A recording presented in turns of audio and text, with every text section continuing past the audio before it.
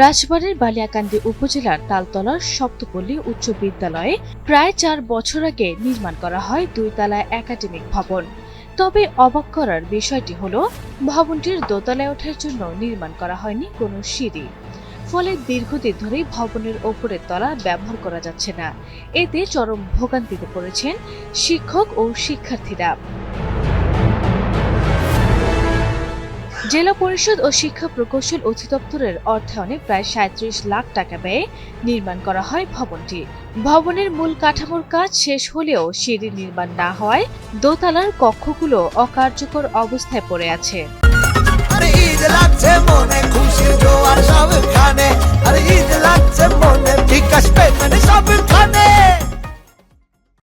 আমাদের বিদ্যালয়ে দোতলা ভবন আছে, কিন্তু সিঁড়ি নেই, যে কারণে আমরা সেটা ব্যবহার করতে পারি না। এই কারণে 2টা রুমকে পার্টিশন দিয়ে 4টা রুম বানায় ক্লাস করা হয়, যে কারণে এপাশের শব্দ ওপাশে যায় এবং ওপাশের শব্দ এপাশে আসে।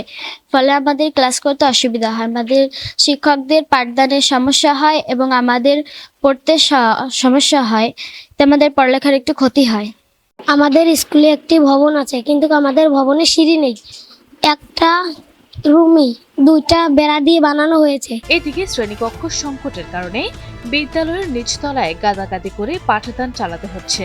একাধিক শ্রেণীর শিক্ষার্থীদের একই কক্ষে বাঁশের তালাই দিয়ে অস্থায়ী পার্টিশন তৈরি করে ক্লাস নেওয়া হচ্ছে। এতে পাশের শ্রেণীর শব্দে পাঠদানে ব্যাঘাত ঘটছে বলে জানিয়েছেন শিক্ষক ও শিক্ষার্থীরা।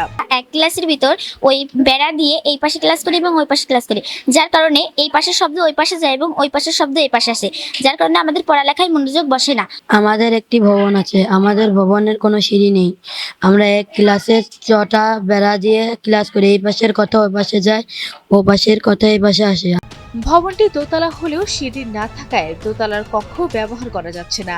এতে ক্লাস সংকট তৈরি হয়েছে।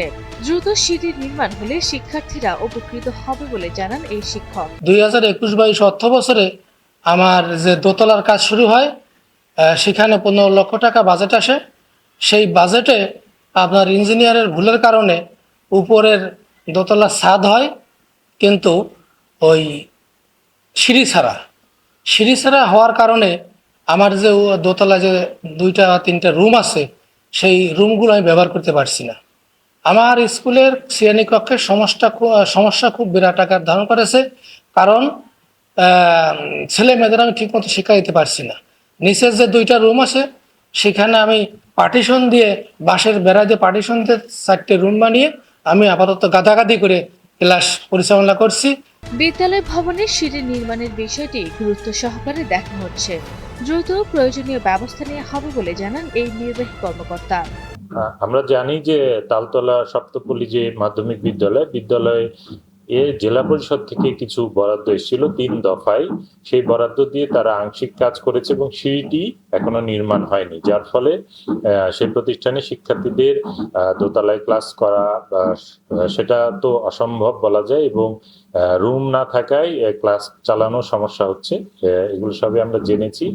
আমরা ইতিমধ্যেই স্কুলের প্রধান শিক্ষকের সাথে কথা বলেছি যে যেহেতু জেলা পরিষদ থেকে সুনির্দিষ্ট 3টি ভাগে বরাদ্দ এসছে, এর বাইরে আমরা উপজেলা পরিষদ থেকে বরাদ্দ দিয়ে তাদেরকে সিঁড়িটি যত দ্রুত আমরা নির্মাণ করে দিতে পারি সেই প্রয়োজনীয় ব্যবস্থা গ্রহণ করব।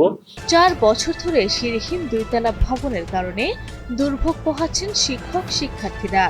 দ্রুত সিঁড়ি নির্মাণ করে দোতলা কক্ষ চালুর দাবি জানিয়েছেন সংশ্লিষ্টরা।